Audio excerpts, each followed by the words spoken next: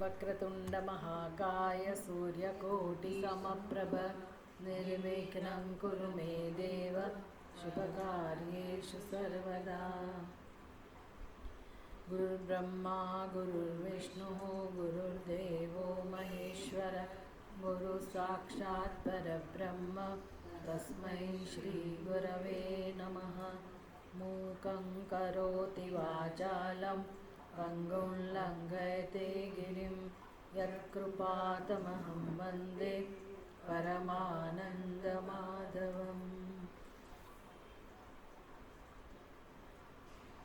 श्रीमद् भागवत एकादश स्कंद 7वां अध्याय। 7वें अध्याय में उद्धव जी ने भगवान से प्रश्न किया था, हे योगेश, योग विन्यास योगात्मन्य योग संभव निःश्रेयसाय में प्रोक्तः त्यागः संन्यास लक्षणः।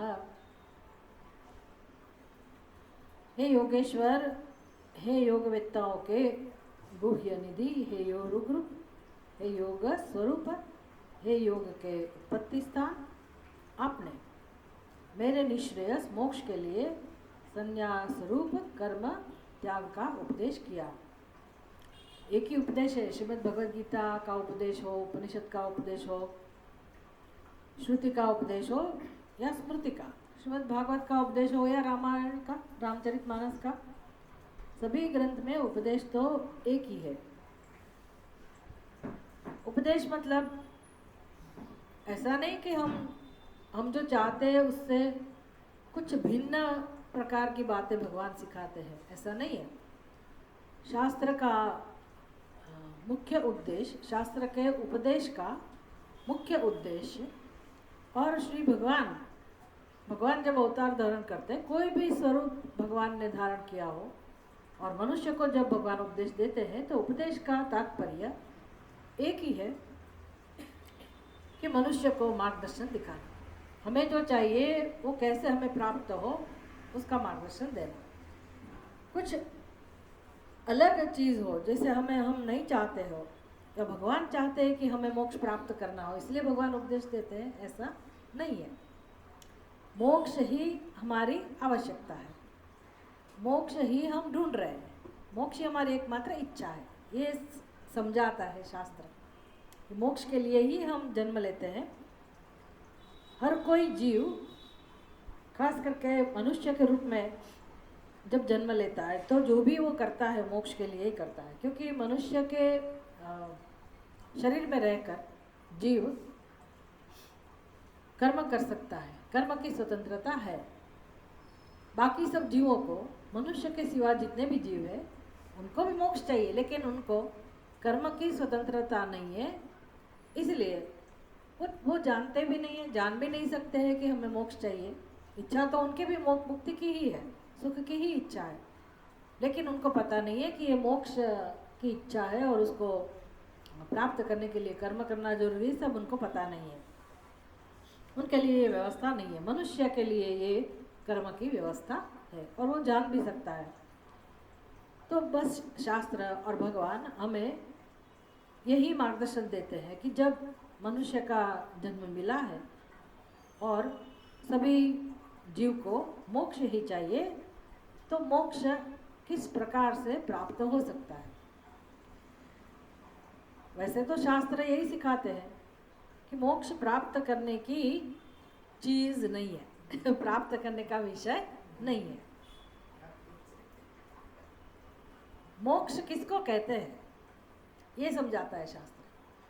मोक्ष माने भगवान का जो स्वरूप है उसको देखना, पहचानना, परमात्मा के स्वरूप को पहचानना, उसका नाम मोक्ष है। इसलिए प्राप्त है कि भगवान तो है ही, भगवान कभी उत्पन्न नहीं हो सकते, भगवान प्राप्त करने की चीज भी नहीं है, भगवान उपलब्ध ही है, भगवान ही सत्य है और सबका सत्य है। अज्ञान के कारण हम अपना स्वरूप पहचानते नहीं है, इसलिए हमें लगता है कि मोक्ष प्राप्त करने की चीज़ है और हम प्राप्त करने के लिए कुछ न कुछ करते हैं। हाँ, लेकिन हमें मनुष्य को वैसे नहीं पता है कि हम मोक्ष प्राप्त करने के लिए कुछ कर रहे हैं। वो तो क्या जानता है, मनुष्य की समझ क्या है, सुख प्राप्ति के लिए हम कर्म कर रहे हैं। उसको ये नहीं पता कि सुख प्राप्त करना उसका नाम ही मोक्ष प्राप्त करना है, ऐसी मनुष्य को समझ नहीं है। बस यहाँ शास्त्र का प्रदान है, मुख्य प्रदान। शास्त्र कहो, भगवान कहो, गुरु कहो, वो हमें सतत यही सिखाते हैं कि सुख की प्राप्ति का नाम ही मोक्ष है। और उस सुख का स्वरूप आने वाला जाने वाला नहीं है, नित्य सुख है, शाश्वत सुख है। तो नित्य सुख कभी उत्पन्न नहीं हो सकता, क्योंकि वो हमेशा प्राप्त ही होता है, उसको पहचानना होता है। तो फिर हमें वो सुख का अनुभव कैसे हो? हमारी समझ ऐसी है कि कुछ करने से सुख मिलेगा। सभी जीव क्या जानते हैं? कुछ करने से सुख मिलेगा। करने से मतलब कर्म के फल के रूप में हमें मोक्ष मिलेगा।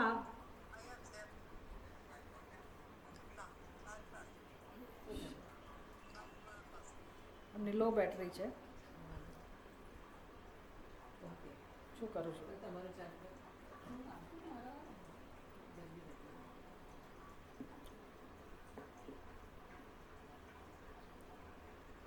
ये अति आवश्यक समझ है कि हम ऐसा मानते हैं कि कुछ करने से वो कर्म का फल जो होगा वो मोक्ष होगा, ऐसा हम मानते हैं।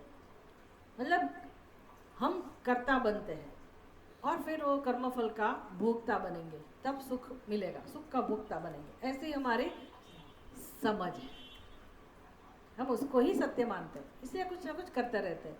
ये करने से सुख मिलेगा, वो करने से सुख मिलेगा। अभी हमें हाँ चालू करें।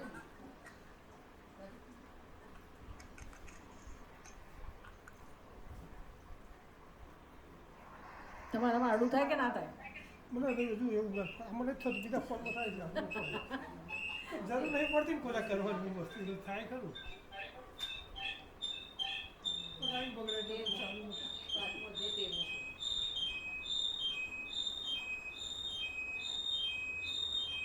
બંધ કરો તમારું. બંધ કરી દો.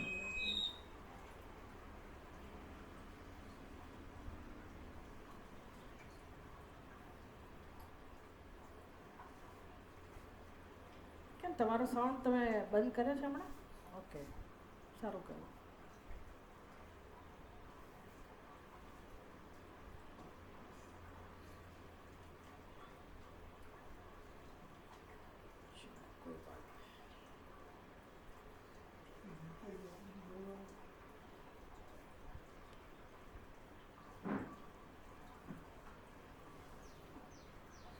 ये रोज रोज हमें इसका चिंतन करना है, इस चीज़ का, क्योंकि हमारी परवशता कहो, मर्यादा कहो, यही है कि हमें ये स्पष्ट नहीं है। हम ऐसा ही मानते हैं कि कुछ करने से ही सुख मिलता है, मेरे कर्म का फल ही सुख हो सकता है। हाँ, भौतिक सुख हम जिसको कहते हैं उसको भले आप ऐसा मानो कि करने से उसका फल मिलेगा और इसीलिए सुख मिलेगा, वो विषय जरूर प्राप्त होता है, लेकिन सुख मिलेगा कि नहीं वो उसका कोई गारंटी नहीं है। सुख तो आत्मा का ही स्वभाव है, और नित्य सुख वो हमारी इच्छा है, और नित्य सुख का अनुभव उसका नाम मोक्ष है, बस इतना ही है। और दुख की हमेशा के लिए निवृत्ति, ये इसको मोक्ष कहते हैं। और सत्य ये है कि जो नित्य सुख जिसको कहते हैं, शाश्वत सुख जिसको कहते हैं हम, जिसकी हमें इच्छा है, इच्छा है मतलब उसका ज्ञान भी है, ऐसा नहीं है कि ज्ञान नहीं है, अनुभव नहीं है। नित्य सुख किसको कहते हैं, उसका ज्ञान अवश्य है लेकिन अनुभव नहीं है। ठीक है, शास्त्र कहते हैं नित्य सुख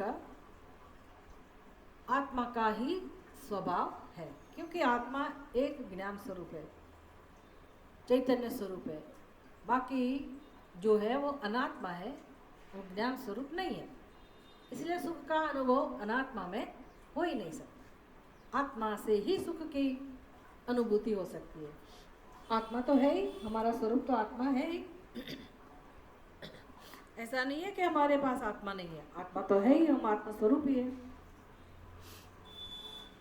तो कैसे मिले सुख, इसका मार्गदर्शन शास्त्र में दिखाते हैं। भगवान हमें उपदेश देते हैं। भगवान ने उपदेश दिया, उद्धव जी की भी मोक्ष की ही इच्छा थी। भगवान ने उपदेश दिया, समझाया कि उद्धव जी ये करने के चक्कर में से मुक्त हो जाओ। सुख की प्राप्ति के लिए जो करना चाहते हैं आप करते रहते हैं, उससे मुक्त हो जाओ। जो करना है करो, करने के विरोध में भगवान नहीं है, कर्म के विरोध में भगवान नहीं है। आपको जो करना है करो, जो आपका कर्तव्य है, फर्ज है, जिम्मेदारी है, जहाँ आपकी पोजीशन है वो करना है तो करो। लेकिन ये मोक्ष जो आपको चाहिए उसके लिए कुछ करने की ज़रूरत नहीं है। फिर क्या ज़रूरत है? जानने की ज़रूरत है, लेकिन जानेंगे कब? सुबह से शाम आप अपने कर्म में ही व्यस्त रहेंगे तो जानने का समय मिलेगा नहीं। इसलिए कुछ कर्मों का त्याग तो जरूरी है। जानने के लिए यहाँ आना तो पड़ेगा। समझ में आया कि नहीं? कर्म के विरोधी नहीं है, लेकिन जानने के लिए हमें सब छोड़ छाड़ के शांति से बैठना पड़ेगा। फिर चिंतन भी करना पड़ेगा, जो सत्संग में सीखा उसका चिंतन भी करना पड़ेगा। पूरे दिन आप कुछ ना कुछ करते रहेंगे तो इसका मतलब है जानने का अवकाश नहीं मिलेगा, तो मोक्ष आपके भाग्य में नहीं होगा, सीधी बात है। इसलिए भगवान ने उद्धव जी को तो ऐसा ही समझाया कि आप सब छोड़ ही दो।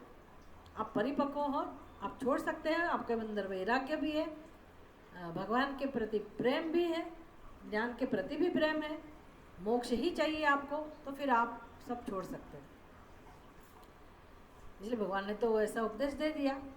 उद्धव जी छोड़ भी सकते थे, लेकिन उद्धव जी ने जगत के बारे में भी सोचा। क्योंकि शास्त्र तो ऐसा है ना कि जैसे गीता में भगवान उपदेश देते हैं, मात्र अर्जुन के लिए थोड़ी उपदेश देते हैं।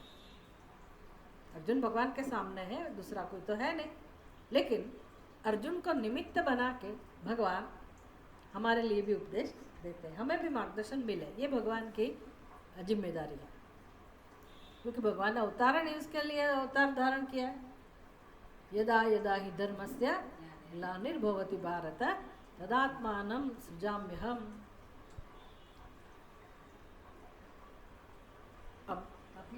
अभ्युत्थान फिर से लोगों को मार्गदर्शन देने के लिए, धर्म की संस्थापना करने के लिए मैं अवतार धारण करता हूँ। तो कैसे लोगों को भगवान जागरूक कर सकते हैं, उत्थान कैसे कर सकते हैं? सही मार्गदर्शन देकर ही। इसलिए भगवान अर्जुन को निमित्त बनाकर ही उपदेश देते हैं। उद्धव जी को भी ऐसे ही भगवान को उपदेश देना चाहिए, लेकिन यहाँ उद्धव जी खुद ऐसे भगवान के सामने विषय को रखते हैं कि भगवान मेरी स्थिति आप जो समझ रहे हैं ऐसी नहीं है। आपने तो कह दिया कि सब छोड़ दो, लेकिन मेरी स्थिति ऐसी नहीं है कि मैं सब छोड़ के सीधा आत्मज्ञान में निमग्न हूँ।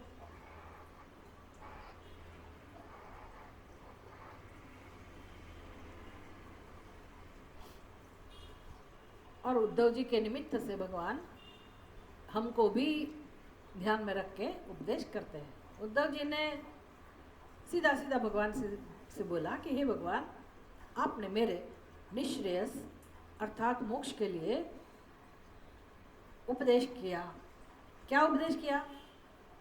संन्यास रूप कर्म त्याग का, संन्यास का उपदेश किया। संन्यास का स्वरूप क्या है? कर्म का त्याग। तो हम भी तो सन्यासी है, हमने भी कर्म का त्याग किया, लेकिन फिर भी हम कर्म तो कर ही रहे। जैसे अभी हम कर्म कर रहे हैं, कहीं आना जाना, खाना पीना, रोज का व्यवहार करना, वो कर्म तो है ही, लेकिन वो वाला कर्म नहीं है जिसके पीछे हम अपना जीवन व्यतीत कर दें, कुछ प्राप्ति के लिए हम कर्म करें, वो कर्म नहीं है। ये कर्म कौन सा कर्म है? अपना जीवन निर्वाह का कर्म। क्योंकि चलो शरीर को जिंदा रखना है, शरीर को भोजन चाहिए तो भोजन की प्रवृत्ति, शास्त्र की सेवा करना है तो ये सत्संग, लोगों को थोड़ा हेल्पफुल होना है तो उसके लिए कुछ व्यवहार कर दिया, ऐसे छोटे मोटे कर्म। आप भी अपना जीवन ऐसा बना सकते हैं, सन्यासी जैसा। खाने पीने के लिए जो जरूरी है वो कर्म कीजिए, घर की जो जिम्मेदारी है उसके हिसाब से कर्म करिए, बाकी का समय सत्संग के लिए, मनन के लिए, ऐसे सीधा साधा जीवन अपना हम बना सकते हैं। तो यही उपदेश है ज्ञान का। उद्धव जी कहते हैं कि भगवान आपने ये उपदेश तो दिया, लेकिन ये रहस्य हमको नहीं पता है कि सही में त्याग किसको कहते हैं। मेन कर्म, मुख्य कर्म तो हमने छोड़ दिया। मैं भी छोड़ सकता हूँ, उद्धव जी कहेंगे, मैं भी घर छोड़ दूंगा, सगे संबंधी को छोड़ दूंगा, सारी प्रवृत्ति छोड़ दूंगा, लेकिन केवल छोड़ने मात्र से मुझे मोक्ष प्राप्त नहीं हो सकता। कुछ और रहस्य होना चाहिए। और सब लोग कर्म का त्याग कर भी नहीं सकते। तो क्या कारण है कर्म का त्याग नहीं कर सकते? कर्म का त्याग ऊपर से कर दिया, लेकिन सही में जिसका त्याग करना है, जो कर्म का भी कारण है, उसका त्याग नहीं हुआ, तो फिर मोक्ष मिलने की संभावना नहीं है। इसलिए दो चीज यहाँ सीखनी है, कर्म का त्याग भी करना है और कर्म का जो मूल कारण है उसका त्याग अवश्य करना है। सर्व कर्म संन्यास तो कोई भी नहीं कर सकता है, कुछ ना कुछ कर्म तो करना पड़ेगा, लेकिन आपने वो कर्म का जो कारण है, रूट कॉज, जिसके कारण कर्म हो सकता है, उसका त्याग कर दिया, तभी मोक्ष की प्राप्ति हो सकती है। तो जिसके जैसी सिचुएशन, कोई गृहस्थी है, जैसे भगवान श्री कृष्ण, उसकी जिम्मेदारी थी राज्य चलाना। शुकदेव जी वो तो जन्म से ही मुक्त थे, उसको तो कर्म करना ही नहीं था। जनक राजा, वो भी राजा महाराजा थे, तो उनको कुछ करना ही पड़ेगा। तो बाहर की स्थिति भले ऐसी हो, लेकिन दोनों के अंदर साम्यता जो है, उसका क्या कारण है? कोई कारण जरूर होगा कि जिसके कारण वो राजा महाराजा थे, कर्म करते भी थे तब भी मुक्त हुए, और इन्होंने कर्म नहीं किया तो भी मुक्त हुए। तो कोई सामान्य बात होनी चाहिए जो मोक्ष का सीधा कारण है, ये जानना है। फिर ऐसा नहीं समझना कि कर्म छोड़ने का भगवान ने बोला इसलिए मोक्ष मिल जाएगा, कर्म छोड़ दो तो मोक्ष मिल जाएगा, ये भी नियम नहीं है। भगवान ने बोला है कि जनक राजा को भी मोक्ष प्राप्त हुआ, वो तो कर्म करते थे। आप कहेंगे तो मैं भी कर्म चालू रखूंगी तो मुझे मोक्ष मिलेगा, ऐसा भी नियम नहीं। कर्म करने से भी मोक्ष नहीं मिलता है, कर्म नहीं करने से भी मोक्ष नहीं मिलता है। मोक्ष का कारण कुछ और है, ये बाहर की स्थिति है, लेकिन जिसका त्याग करना है उसके लिए कर्म को कुछ हद तक तो छोड़ना ही पड़ेगा। जनक राजा अपवाद है, लेकिन सामान्य मनुष्य को तो अपनी स्थिति, अपनी व्यवस्था ऐसी बनानी पड़ेगी कि कम से कम कर्म करते करते 50 साल के बाद जो वानप्रस्थ आश्रम है, संन्यास आश्रम है, उसका महत्व समझकर उसका अनुष्ठान करके केवल आत्मचिंतन में अपने जीवन का समय व्यतीत करने से वो सरलता से मोक्ष की प्राप्ति हो सकती है। ये नियम है, ये हमारे अंदर ये स्पष्टता होनी चाहिए।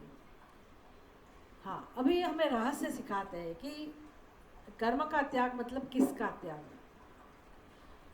और कर्म क्यों लोग छोड़ नहीं सकते, कर्म का त्याग क्यों मुश्किल है।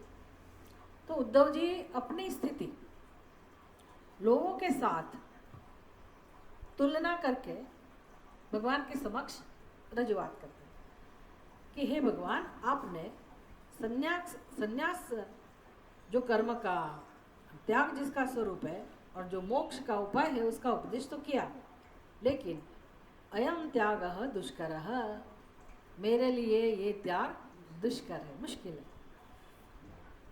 किंतु हे भूमन, हे सर्वात्मन, मेरा ऐसा विचार है कि विषय लोलुप लोगों के लिए यह कामनाओं का त्याग कठिन है। उद्धव जी लोलुप थोड़ी है, विषय लोलुप थोड़ी है, उद्धव जी भगवान के परम भक्त है। लेकिन ऐसा क्यों कह रहे? सीधा ऐसा थोड़ी कहेंगे कि सारी जनता, सभी मनुष्य विषय लोलुप है। उसको कैसे पता हो सकता है? समाज में कितने भी भक्त हृदय हो सकते हैं, विषय लोलुप नहीं है और खुद तो है ही नहीं, लेकिन सभी मनुष्यों को ध्यान में रख के सबके लिए मार्गदर्शन प्राप्त हो, इसलिए उद्धव जी अपने आप को भी ऐसा ही बताते हैं। मेरा ऐसा विचार है कि विषय लोलुप लोगों के लिए यह कामनाओं का त्याग कठिन है। विशेषतः आप में जिनकी भक्ति नहीं है उनके लिए तो वह और भी दुस्साध्य है। तो ये स्पष्ट करना जरूरी है कि कौन त्याग कर सकता है, जिसको विषय में आसक्ति नहीं हो, विषय लोलुप जो ना हो, मतलब संतोष हो अपने जीवन में कि हमें हमारे जीवन में भगवान ने जो भी दिया, जितना भी दिया, जो भी व्यवस्था है उससे हमें संतोष, अभी हमें और लालसा नहीं है। एक ये बात, और दूसरी कौन सी बात?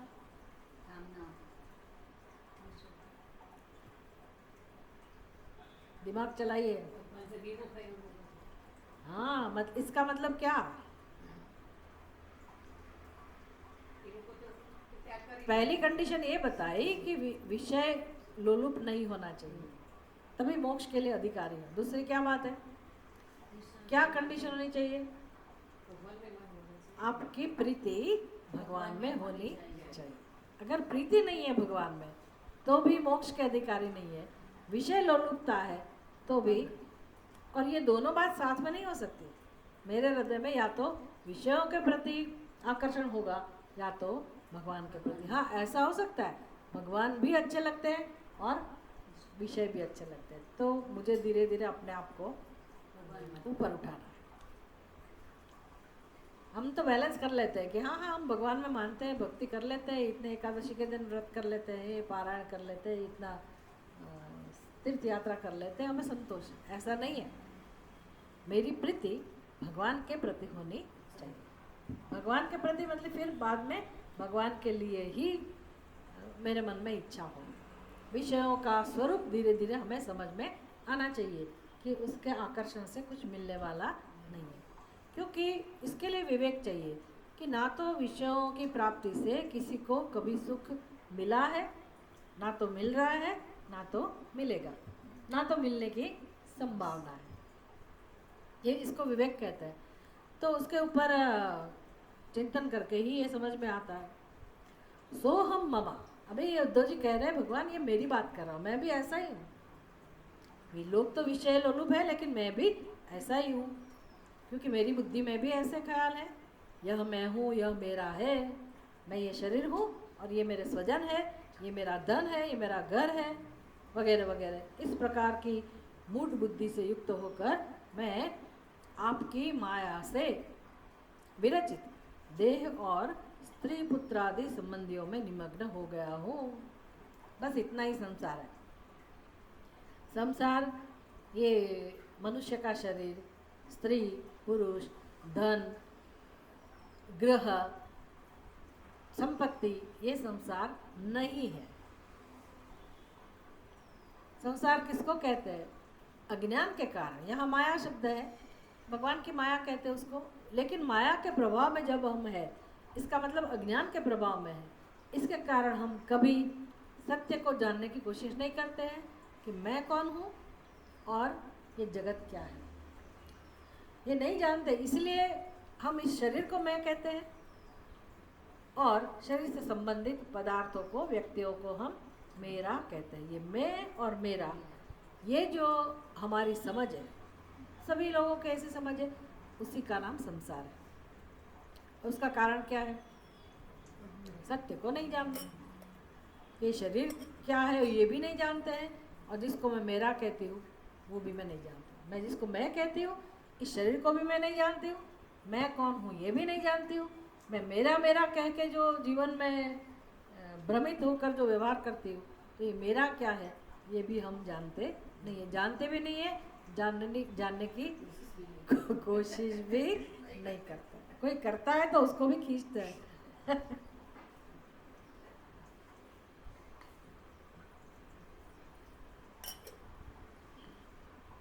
अतः हे भगवान, इस दास को संक्षेप से कहे हुए इस संन्यास तत्व का इस प्रकार उपदेश कीजिए। इसलिए भगवान आपने जो उपदेश किया, शॉर्ट में कर दिया, संक्षेप में कह दिया। क्या किया उपदेश भगवान ने? भगवान ने क्या उपदेश दिया? संन्यास, कर्म संन्यास। जब छोड़ दो बस, कर्म भी छोड़ दो, घर बार भी छोड़ दो, सगे संबंधी को भी छोड़ दो। भगवान ने सीधा ऐसा ही बोला, छोड़ दो। एक्चुअली भगवान की बात तो सही है। छोड़ना किसको कहते हैं वो हमें नहीं पता। हम क्या समझते हैं कि मैंने घर बार छोड़ दिया, मतलब घर से बाहर में निकल गई, मैंने घर छोड़ दिया, मैंने घर छोड़ दिया। मैंने मतलब किसने? हाँ, जो मेरा अभी ख्याल है मेरे बारे में, मैं ये शरीर हूँ, ये तो ख्याल है ही ना मेरा। तो मैंने घर छोड़ दिया, मेरा घर छोड़ दिया। लेकिन घर छोड़ने से क्या होता है? वो कभी मेरा, वो घर कभी मेरा था ही नहीं। मैं मानती थी मेरा घर, तो वास्तव में छोड़ना का मतलब क्या हुआ? मुझे घर से बाहर निकलना है। वो एक व्यवस्था हो सकती है कि चलो यहाँ बहुत ऐसी खटपट है, अपनी कुटिया में जाके रहो, जंगल में जाके रहो, गुफा में जाके रहो, साधना करो, वो एक उपाय है। आपको जैसे कुछ अनुष्ठान करना है तो कोना तो ढूंढना पड़ेगा ना घर में। इस प्रकार ऐसी कोई व्यवस्था है कि चलो एकांत में चले जाओ, वो अलग बात है। लेकिन छोड़ना किसको कहते हैं ये समझना पड़ेगा। कि किसी ने घर छोड़ दिया तो भगवान क्या ऐसा उपदेश दे रहे हैं? क्योंकि घर तो कभी उसका था ही नहीं, है ना, तो उसने क्या छोड़ा? दूसरी बात, छोड़ने वाला कौन है? मतलब मैं किसको मेरा कहती हूँ? मैं किसको कहती हूँ? इस शरीर को, जो कभी मेरा है ही नहीं। ये भी किसका सर्जन है? जो भी है, लेकिन शरीर मैंने नहीं बनाया, ना तो मैं शरीर हूँ। फिर मैंने छोड़ा, ये छोड़ा, वो छोड़ा, लेकिन अभी भी शरीर तो पकड़ा ही है ना। उसको तो मैं मेरा दोनों संबंध है, मेरा शरीर और शरीर में इस प्रकार का संबंध तो इस शरीर के साथ भी है। तो सब छोड़ो का मतलब क्या होगा? घर भी छोड़ो, जो जिसको मैं मेरा कहती थी उसको भी छोड़ो, और इस शरीर को जिसको मैं मेरा कहती हूँ इसको भी छोड़ो। मतलब उसको मैं कहना बंद करो, उसको मैं और मेरा कहना छोड़ो। इसका नाम छोड़ो है। छोड़ो का अर्थ ये है। अभी शरीर को कैसे छोड़ेंगे? कहीं रखाएंगे क्या? शरीर को छोड़ने का कोई तरीका है? कोई तरीका नहीं। समझ, सही समझ, ये शरीर का और मेरा क्या संबंध है ना? मैं शरीर नहीं हूँ, मैं शरीर भी नहीं हूँ, ना तो ये शरीर मेरा है।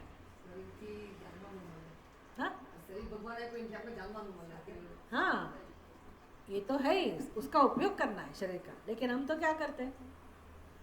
शरीर में बैठ गए, बस ये तो मैं हूँ, मेरा जन्म, मेरा मृत्यु, मेरा सगे संबंधी, मेरी अवस्था, सब मैं हो गए। तो शरीर की ऊंचाई मेरी ऊंचाई, ऐसे ही समझते हैं ना। शरीर का रंग मेरा रंग, शरीर का वजन मेरा वजन, बस यही चलता है ना। कुछ चिंतन करते नहीं है ना, तो कुछ समझते हैं, समझने की कोशिश करते हैं कि कहाँ गलती हो रही है। तो ये जो अविद्या का स्वरूप है, अज्ञान का जो कार्य हमारे मन में है, उसका नाम संसार है। उसका नाम संसार है, उसको छोड़ना है। बाकी हम कुछ भी करते हैं, लेकिन ये नहीं छोड़ेंगे तो मुक्ति मिलने की संभावना नहीं। किससे मुक्ति? दुख में से मुक्ति। दुख में से मुक्त नहीं होंगे। तो लंबी यात्रा है, लंबी यात्रा, क्योंकि कितने जन्मों से हम ऐसे जी रहे हैं ना, ये समझ पकड़ के बैठे हैं। तो यही दृढ़ ज्ञान है हमारे अंदर, तो मैं और मेरा। इसलिए उसका त्याग करने के लिए ये मनुष्य जीवन मिला है। ये जो गलत समझ है, अज्ञान है, उसका त्याग करने के लिए भगवान ने बोला। लेकिन ऐसे संक्षेप में जो भगवान आपने मुझे उपदेश दिया, तो मेरे लिए ये उपदेश का पालन कठिन है।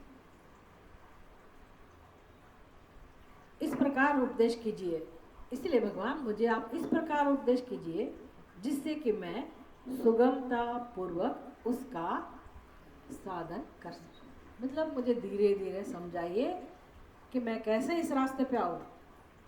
वो तो हमारे लिए भी अच्छा हुआ ना, हमें भी पता चलेगा कि हाँ, त्याग किस प्रकार से होना चाहिए जीवन में।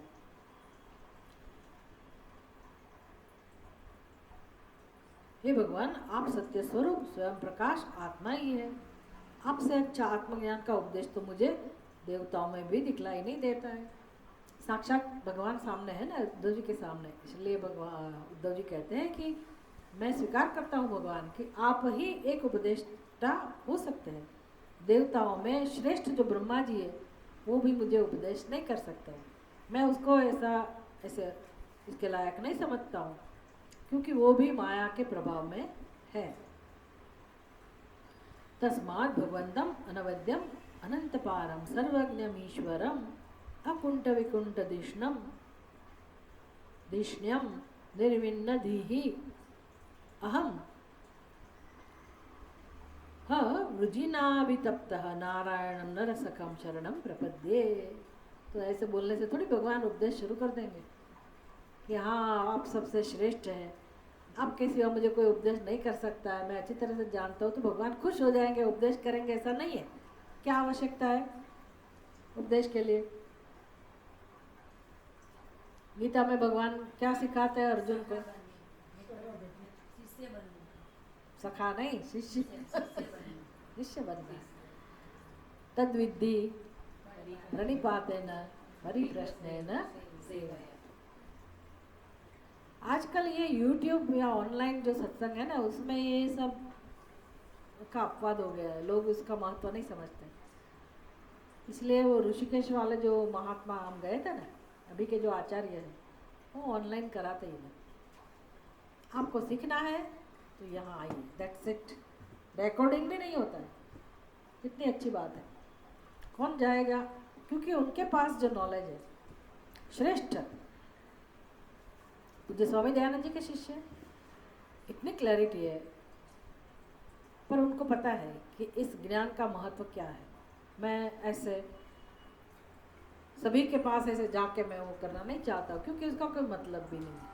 आप कितना भी अच्छी तरह से समझाइए, ज्ञान परोसते रहिए, लेकिन वो ज्ञान प्राप्त करने वाला व्यक्ति ही सुपात्र नहीं है, योग्य नहीं है, तो इस ज्ञान का कोई प्रभाव नहीं पड़ेगा। इस ज्ञान के लिए सबसे महत्वपूर्ण कंडीशन क्या है? शरणागति। शरणागति मतलब ज्ञान के लिए आदर, गुरु के प्रति आदर, तभी ये ज्ञान प्राप्त हो सकता है। वो महात्मा वो जानते हैं, उन्होंने निश्चय कर लिया कि मेरे पास 2 लोग आएंगे तो भले, लेकिन ऑनलाइन सत्संग नहीं करेंगे। आपको नहीं मिलेगा यूट्यूब पे, उनका प्रवचन नहीं मिलेगा। ऐसी मीटिंग में भी नहीं। यूट्यूब तो जाने दो, ऐसी मीटिंग में तो मिलना चाहिए ना। इसको ऑनलाइन सत्संग है, वो भी नहीं। उसको पता है जिसको मोक्ष चाहिए चाहिए चाहिए ही, ऐसा जिसका निश्चय हो गया, वो व्यक्ति ही अधिकारी है। वो सब छोड़ के आश्रम में जाएगा, वो ही उधर रहेगा। उधर जितने भी मुश्किल है, अभी हम गए थे तो क्लाइमेट अच्छा था, 1 महीने के बाद जाओ तो पता चलेगा कितनी ठंड है। कौन रहेगा? जिसको मोक्ष चाहिए वो सहन करके रहे। मुझे तो बहुत आनंद हुआ कि इस जमाने में ऐसे महात्मा भी है। हम तो बस यूट्यूब पे आ गए, ले लो आप, ले लो ले लो ले लो, लेकिन किसी का कुछ उसमें कल्याण होने वाला नहीं है। हम तो देते हैं, जमाना ऐसा आ गया है तो हम भी देते हैं। हमको भी अच्छा लगता है कि चलो वो कुछ तो प्राप्त करेंगे, लेकिन मोक्ष के लिए अति आवश्यक जो कंडीशन है, शर्त है, वो कौन सी है? शरणागति। शरणागति, उसका महत्व नहीं है, क्योंकि गुरु बुद्धि ही नहीं है। मैं तो सबको सुनती रहूँगी यूट्यूब पे, कभी इधर गए कभी उधर गए, यहाँ से जान लिया वहाँ से जान लिया, तो सुनते रहेंगे। बुद्धि में बहुत कुछ हो जाएगा, लेकिन अंदर कुछ नहीं होगा। अंदर इंटैक्ट मेरा जो स्वभाव है, मेरा जो व्यक्तित्व है, वो सब ऐसा का ऐसा ही रहेगा। मोक्ष के लिए जो काम होना चाहिए वहाँ होना चाहिए, और वो तो शरणागति से ही होता है। वो एक रिलेशनशिप होनी चाहिए गुरु के प्रति। जब तक आप उसका त्याग, अंदर के दोष का त्याग नहीं करते, अहंकार का त्याग नहीं करते, तब तक ये बोध, आत्मबोध होता नहीं।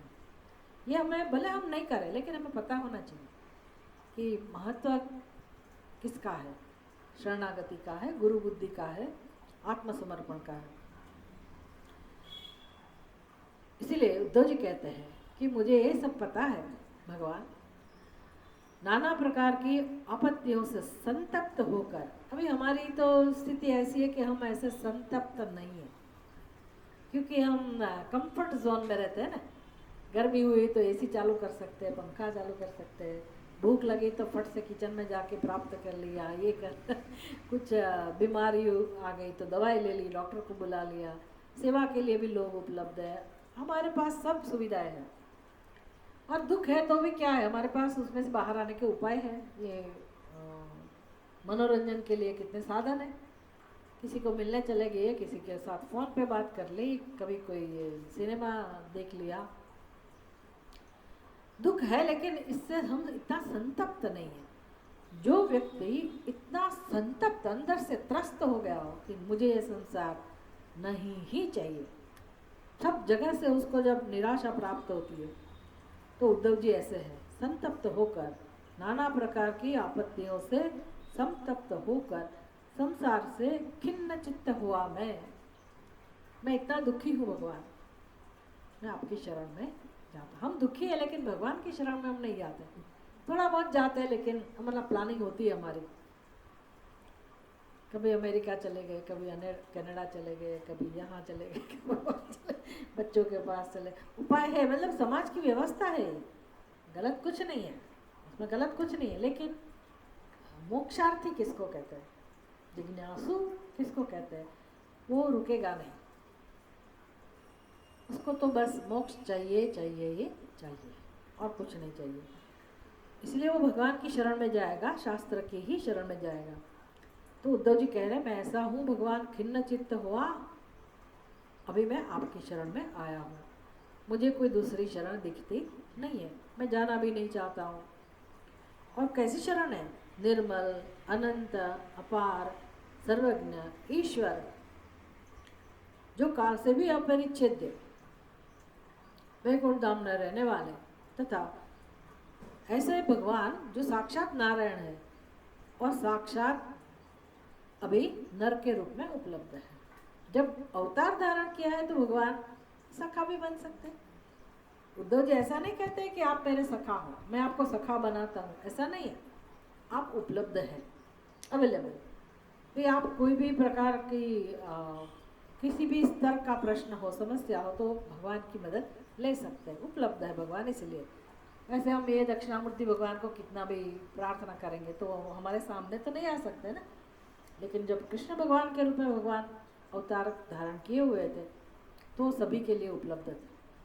वो बछड़े के लिए, गाय के लिए, पशु पक्षी के लिए, सबके लिए, गोपियों के लिए, गोप बालकों के लिए प्रत्यक्ष थे। इसलिए स्वयं नारायण होने के बाद भी आप मनुष्य के सखे के रूप में हैं, लेकिन मैं आपकी शरण में आया हूँ। अभी मित्र की शरण में जाना जरूरी नहीं होता है। जब शरण में जाते हैं तो इसका मतलब क्या हुआ, भगवान आप मेरे गुरु हैं, मैं आपका शिष्य हूँ। अभी भगवान उत्तर दे रहे हैं उद्धव जी को। श्री भगवान उवाच प्रायेण मनुजालोके लोकतत्त्वविचक्षणाः समुद्धरन्ते आत्मानम् आत्मनैवाशुभाशयात्।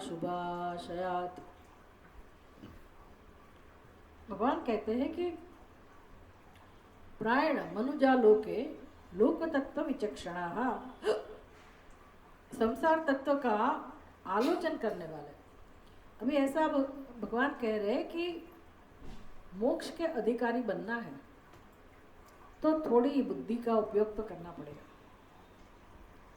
किस प्रकार की बुद्धि, आत्मा का तत्व का चिंतन भले हम ना कर सके, हमको पता ही नहीं कैसे करेंगे, लेकिन संसार का आलोचन कर सकते हैं कि नहीं कर सकते।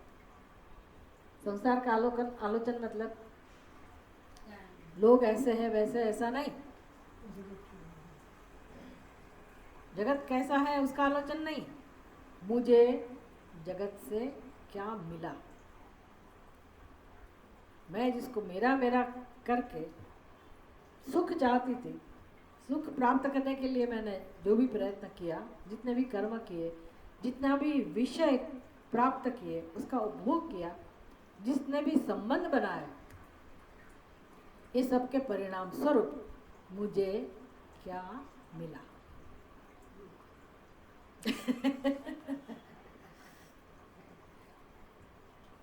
सुख तो नहीं मिला ही नहीं, ऊपर से दुख मिला। चलो हम उसको जाने देते हैं, दुख मिला कोई बात नहीं, लेकिन सुख चाहिए था ना, सुख के लिए हमने प्रयत्न किया, सुख तो नहीं मिला।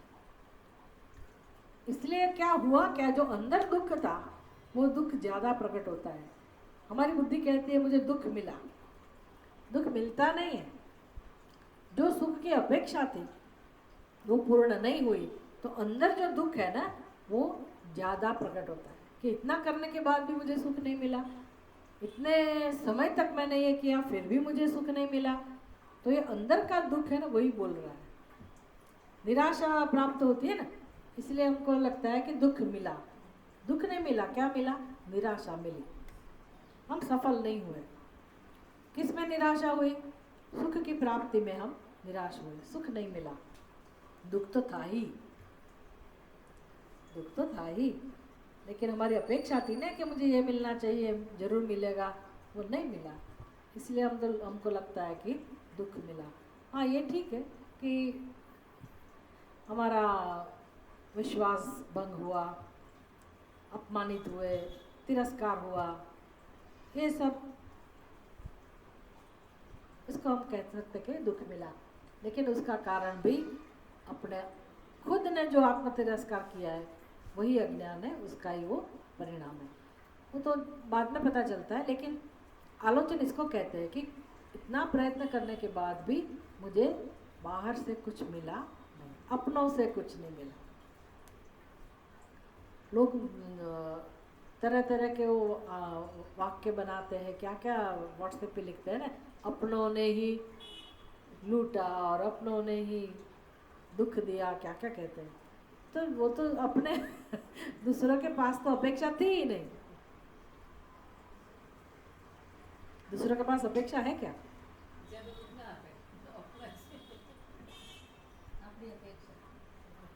अपनों के पास अपेक्षा है, इसलिए उधर से दुख मिलता है ना। तो ये तो सबको अनुभव है, पर इस अनुभव का चिंतन करना है, ऐसा क्यों है, इसको कहते हैं आलोचना। आलोचन करने वाले मोक्षार्थी क्या है, पहले ही आलोचन करेंगे, अपने अनुभव का आलोचन करेंगे, जीवन का, जीवन की परीक्षा जिसको कहते हैं, संसार तत्व का आलोचन करने वाले मनुष्य प्रायः स्वयं ही अपने चित्त की अशुभ वासनाओं से अपना उद्धार कर लेते। पहला काम, सबसे पहला काम क्या करना होता है, इसमें मेरा क्या दोष है, मुझे दुख मिला, इसमें मेरा क्या दोष है। सब कहेंगे मैं तो निर्दोष हूँ, मैंने किसी का बुरा नहीं चाहा, मैंने किसी का बुरा नहीं किया, फिर भी भगवान ने मुझे ये परिस्थिति दी, लोगों ने मेरे साथ ऐसा व्यवहार किया। सबका ऐसा समझना है। हाँ बात तो सही है, हमने किसी का बुरा नहीं किया, हम बुरे भी नहीं है, लेकिन कुछ अपना दोष थोड़ा तो है ही। क्या दोष है? हमारे स्वभाव में भी राग और द्वेष तो होगा ही। तो दूसरे का राग द्वेष का भोग हम बनते हैं, इसीलिए दुख होता है। लेकिन मेरा जो स्वभाव है, मेरे अंदर जो दोष है, उसके बारे में मैंने कभी सोचा?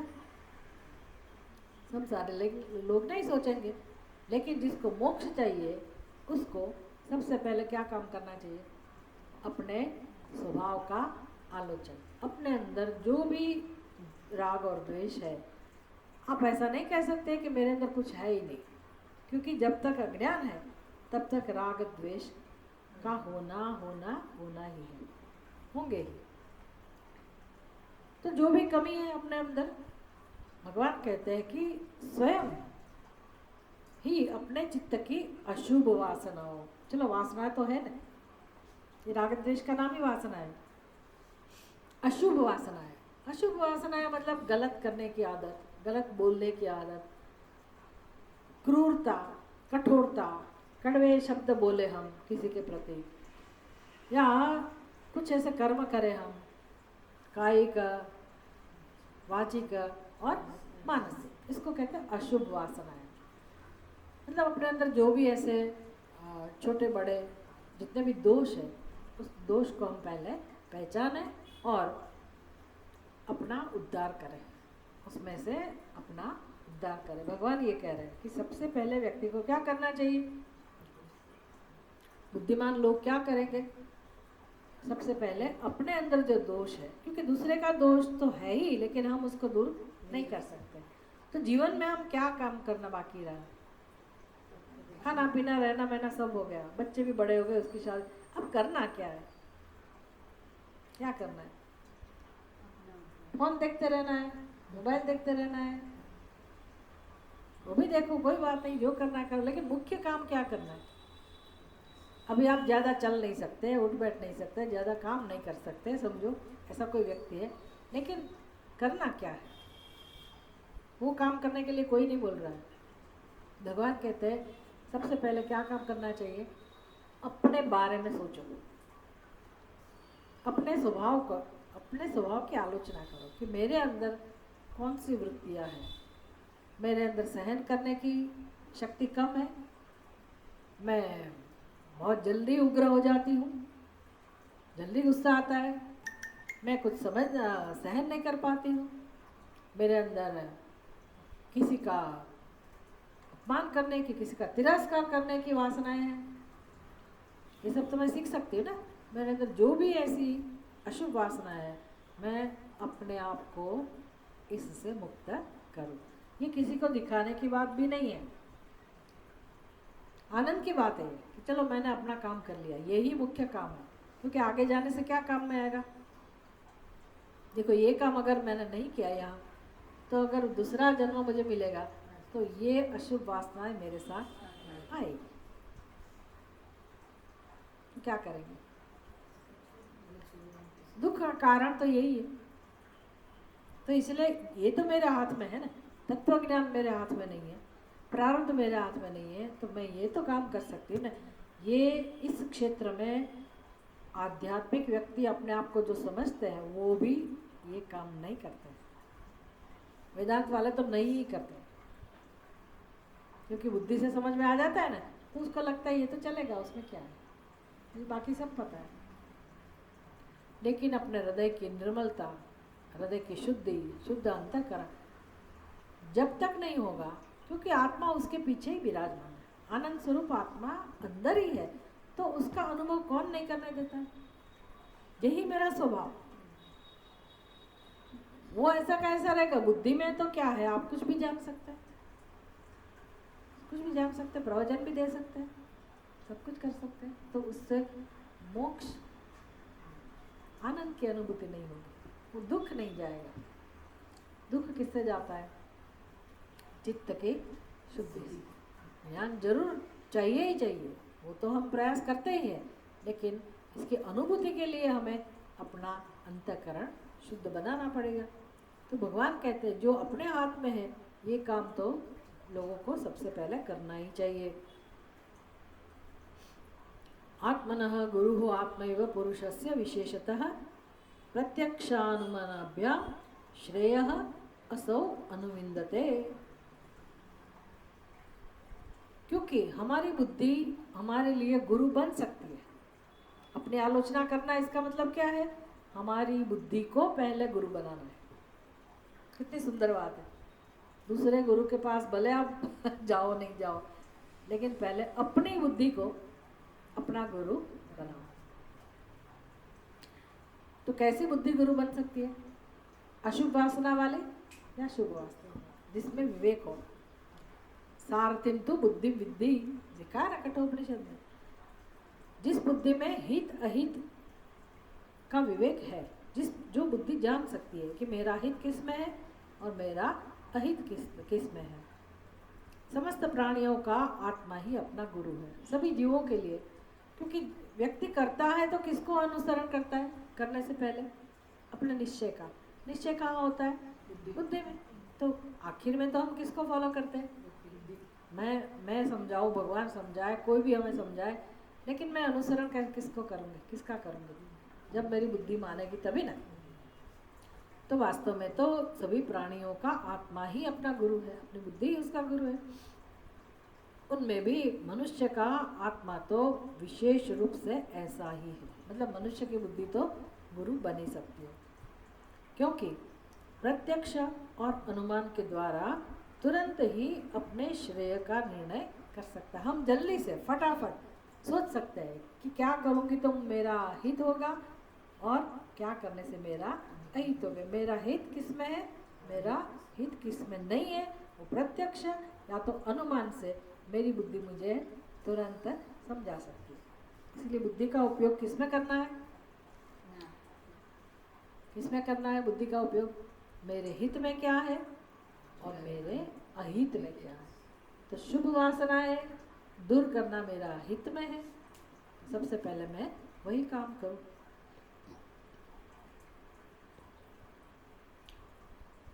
पुरुषत्वे च मां धीराः सांख्ययोग विशारदाः अविस्तरां प्रपश्यन्ति सर्वशक्ति उपबृंहितम्। मनुष्यों में भी जो बुद्धिमान पुरुष, और फिर ये बुद्धि को कहाँ तक ले जाना है? सांख्य योग, मतलब प्रकृति और पुरुष के विवेक करने में।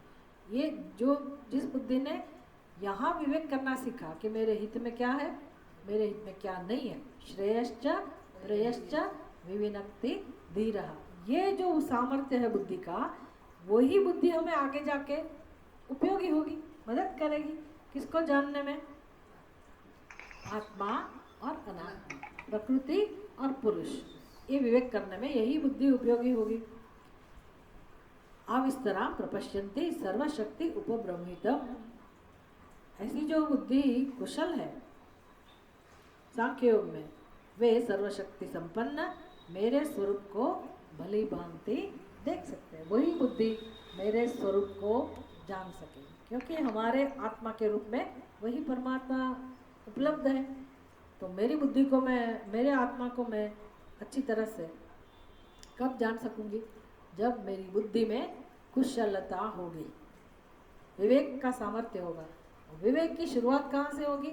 श्रेय प्रेय, मेरे हित में क्या है, मेरे हित में क्या नहीं है, फिर आत्मा अनात्मा, फिर सत्य और मिथ्या। इस प्रकार से बुद्धि में सामर्थ्य आता है, और अंतःकरण शुद्ध है ही, तो बुद्धि में सामर्थ्य आते ही अपना जो आनंद स्वरूप आत्मा है, जो कि ब्रह्म है, परमात्मा का स्वरूप है, उसका सो मैं वही हूँ, शिवोहम, मेरी बुद्धि मुझे तुरंत ये समझाएगी, मुझे ज्ञान होगा अपने स्वरूप का। इसलिए भगवान ऐसे उपदेश का प्रारंभ करते हैं। ओम पूर्णमदः पूर्णमिदं पूर्णात् पूर्णमुदच्यते पूर्णस्य पूर्णमादाय पूर्णमेवावशिष्यते। ओम शांति शांति शांति। हरि ओम। श्री गुरुभ्यो नमः। हरि ओम।